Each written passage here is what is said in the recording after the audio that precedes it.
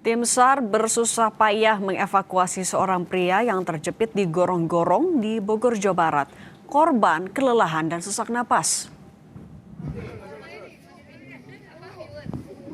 Tim SAR gabungan dari Dinas Pemadam Kebakaran, BPBD Kota Bogor, dan relawan berlomba dengan waktu untuk menyelamatkan seorang pria paruh-baya yang terjepit di dalam gorong-gorong sempit sepanjang 12 meter.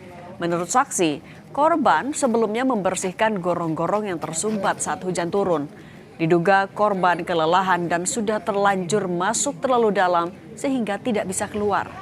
Setelah 1 jam lebih, petugas akhirnya bisa mengevakuasi korban dalam kondisi selamat.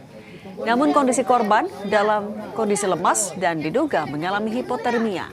Ambulans yang sudah bersiaga langsung membawanya ke rumah sakit terdekat. Pak Madi ini memang selalu membantu wilayah kami karena wilayah kami ini memang kalau hujan besar itu di sini airnya tinggi gitu. Jadi ketika membersihkan gorong-gorong ini hal yang biasa. Seharusnya ketika membersihkan gorong-gorong ini dia biasanya langsung naik.